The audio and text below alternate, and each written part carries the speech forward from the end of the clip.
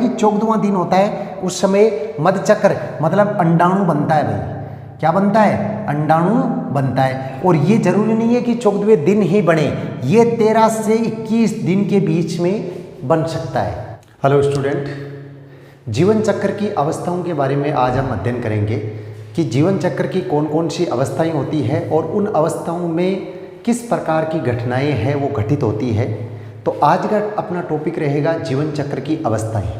अपने जो main chapter चल रहा है जिसका नाम है जीव में जनन, और जीव में जनन के अंदर अपने लैंगिक जनन है वो टॉपिक चल रहा है। तो लैंगिक जनन की विशेषताएं इससे पहले वाले क्लास के अंदर हमने पढ़ा था।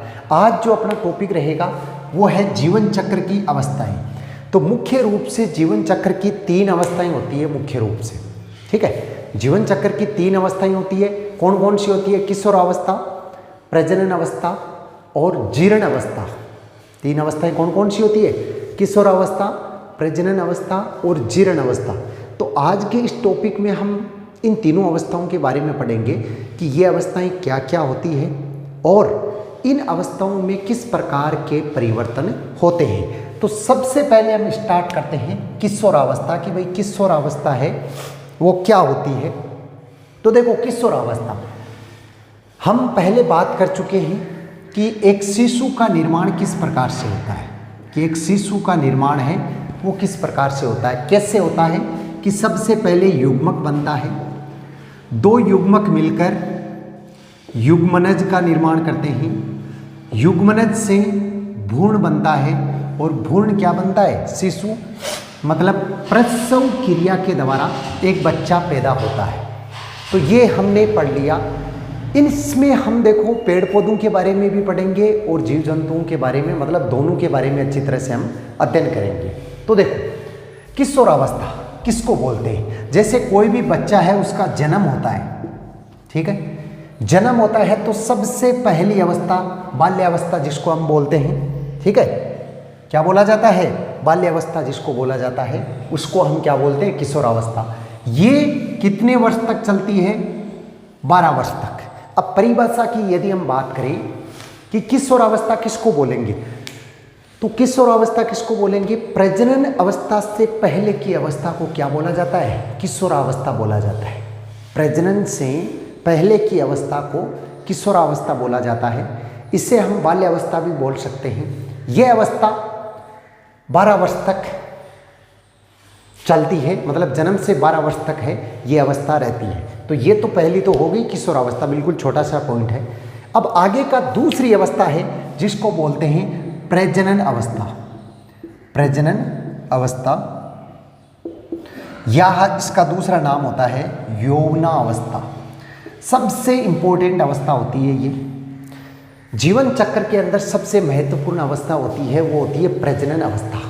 मतलब एक बच्चे का जन्म होता है और जन्म होने के 12 वर्ष तक तो उसकी किशोरावस्था रहती है, ठीक है, बाल्यावस्था रहती है।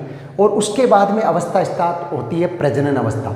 मतलब वह अवस्था, जीव की वह अवस्था जिसके अंदर वह जनन के लिए परिपक्व हो जाता है, मतलब तैयार हो जाता है।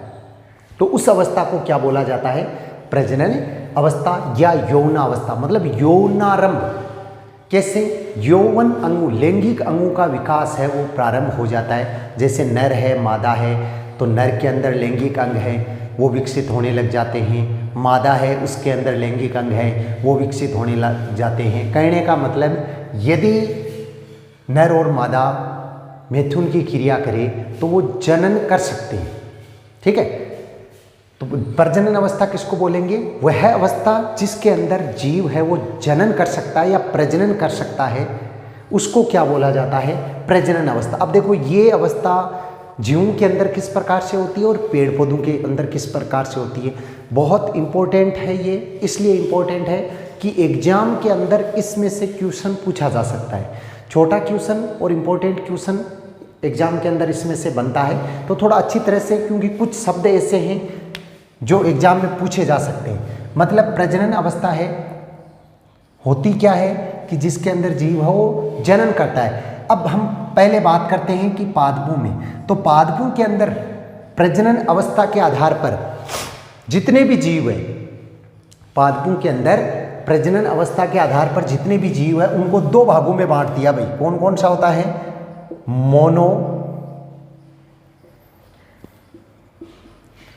मोनोकार्पिक, ठीक है, और दूसरा भाग होता है पॉलीकार्पिक।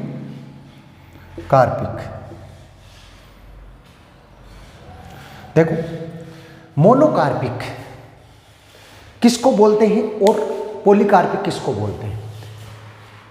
कि पादपों के अंदर भी क्या होता है कि कुछ पौधे ऐसे होते हैं जो 5 वर्ष, 10 वर्ष, 15 वर्ष, 20 या 50 वर्षों तक पुष्प, बीज, फल का निर्माण करते रहते हैं।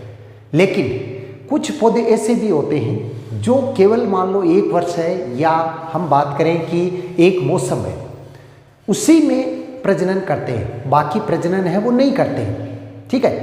तो इसी के आधार पर मोनोकॉर्पिक और पॉलीकॉर्पिक को डिवाइड किया है। मोनोकॉर्पिक क्या होता है? मोनोकॉर्पिक हम किसको बोलते हैं कि वे पादप जो केवल 1 वर्ष ही जनन करते हैं, मतलब 1 साल में केवल बीज लगते हैं, बाद में पौधा है वो नष्ट हो जाता है। जैसे मान लो गेहूं और चावल, ठीक है, मतलब 1 वर्ष ही वो जीवित रहते हैं। लेकिन कुछ ऐसे भी होते हैं जैसे बांस, वो हजारों वर्षों तक जीवित रहते हैं, लेकिन पुष्प है उसके अंदर केवल 1 बार बनता है।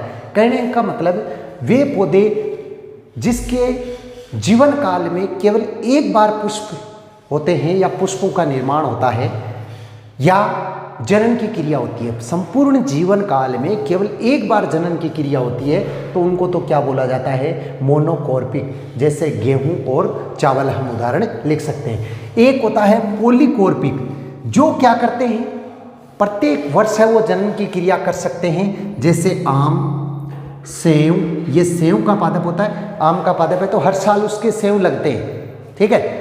गेहूं है तो केवल 1 साल रहेगा, चावल है तो 1 साल नष्ट हो जाता है। तो अच्छी तरह से आप लोगों के समझ में आ गया होगा कि मोनोकॉर्पिक और पॉलीकॉर्पिक किसको बोला जाता है। मोनोकॉर्पिक हम किसको बोलते हैं?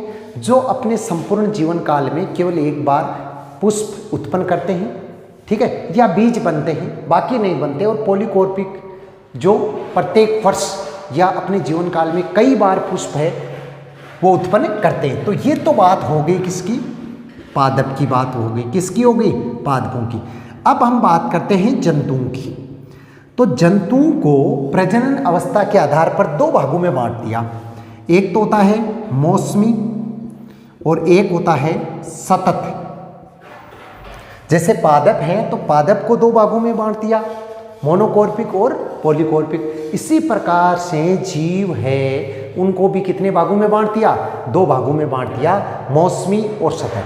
अब देखो मौसमी किसको बोलते हैं और सतत किसको बोलते हैं? मतलब कुछ जीव ऐसे होते हैं जिनमें 1 वर्ष में केवल कुछ समय ऐसा आता है जब वो प्रजनन करते हैं। जैसे मेंढक, मछली, ये क्या करते हैं? हमेशा प्रजनन की क्रिया नहीं करते हैं, केवल कुछ समय ऐसा आता है इनके लिए जब ये क्या करते हैं? प्रजनन की क्रिया करते हैं। तो इनको तो क्या बोला जाता है? मौसमी कहा जाता है। मौसमी किसको बोला जाता है? जो एक निश्चित समय में ही केवल प्रजनन की क्रिया करते हैं उसको, मतलब 1 मिनट दोबारा समझना इसको। मौसमी और सतत, मेंढक और छिपकली, ये क्या करते हैं? जैसे पूरा साल है तो उसमें एक निश्चित समय टाइम पीरियड नहीं होता इनके लिए। थोड़ा सा कंफ्यूज था, दोबारा समझना इसको कि एक निश्चित टाइम पीरियड नहीं होता है, ठीक है, और जनन की क्रिया कर लेते हैं। दूसरा सतत, जिनके एक निश्चित टाइम पीरियड होता है। जैसे मान लो कि दुधारू पशु होता है, दुधारू पशु होता है, ठीक है, वो जनन की क्रिया करता है, हर साल कर सकता है, लेकिन उसके अंदर एक निश्चित समय होता है जब उसके अंदर उत्तेजना उत्पन्न होती है तभी वो प्रजनन कर सकता है, तो उसको क्या बोला जाता है? सतत। अब देखो जो ये पशु होते हैं या मनुष्य की हम बात करें तो मनुष्य में जनन होता है, तो मनुष्य के अंदर जनन होता है तो मनुष्य में नर होता है, तो नर पर संपूर्ण वर्ष है वह शुक्राणु का निर्माण करता है, संपूर्ण वर्ष है वो शुक्राणु का निर्माण करता रहता है।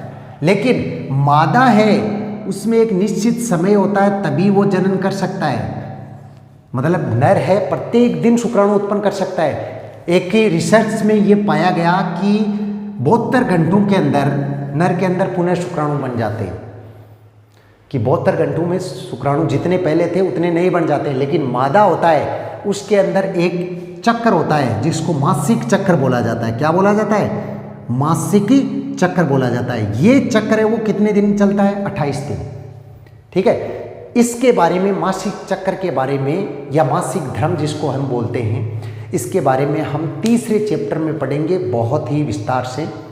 मानव जनन तंत्र, उसमें हम मादा जनन तंत्र टॉपिक पढ़ेंगे। उसमें अच्छी तरह से आपको समझाऊंगा मैं कि ये होता क्या है, क्या नहीं होता है। अभी केवल इतना समझना आप, जो इसके अंदर टॉपिक है, अभी ये समझना है कि मासिक चक्र जो 28 दिन का चलता है उसके अंदर 2 चक्र बनते हैं। एक तो होता है रज चक्र, एक तो कौन सा होता है? रज चक्र, और दूसरा होता है मध्य चक्र। देखो विस्तार से तो हम तीसरे चैप्टर में पढ़ेंगे ही, उससे पहले बेसिक आप पढ़ लो कि रज चक्र और मध्य चक्र किसको बोला जाता है। देखो महिलाएं होती है उसके अंदर मासिक चक्र आता है, 28 दिन के पश्चात मासिक चक्र की पुनरावृत्ति होती है। तो जैसे ही मासिक चक्र प्रारंभ होता है तो महिलाएं होती है उनके अंदर जो जनन भाग होते हैं उनसे रक्त स्त्राव होता है। क्या होता है? रक्त स्त्राव होता है, मतलब अशुद्ध रक्त होता है, अशुद्ध रक्त है वो शरीर से बाहर निकलना प्रारंभ हो जाता है। ठीक है, ये अशुद्ध रक्त है वो 4 से 5 दिन तक निकलता है। ठीक है, जब रक्त स्त्राव होता है 4 से 5 दिन तक तो उसको क्या बोला जाता है? रज चक्र बोला जाता है। क्या बोला जाता है? रज चक्र। अब इसको देखो, रक्त मतलब रज चक्र नाम से परिभाषा बन रही है। इस समय महिलाएं होती है उसके अंदर निषेचन की क्रिया की बिल्कुल भी इच्छा नहीं होती है। ठीक है, ये भी एक पॉइंट ध्यान रखना, मतलब इस समय निषेचन की इच्छा है वो महिला के अंदर नहीं होती है, मतलब अंडाणु का निर्माण इस समय नहीं होता है। तो रज चक्र समझ में आया होगा आपके, किसको बोलते हैं?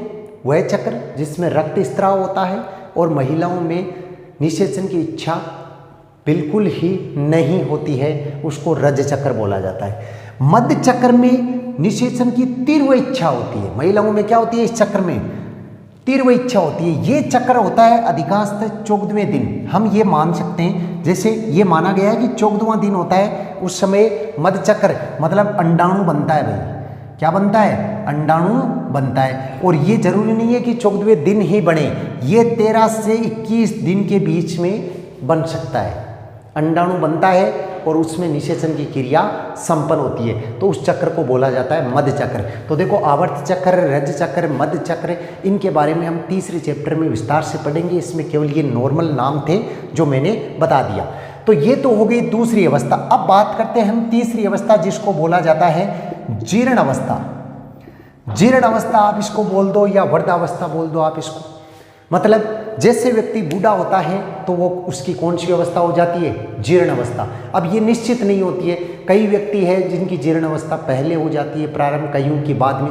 ये किस पर निर्भर करती है? हमारे जो शारीरिक अंग है वो किस प्रकार से काम कर रहे हैं।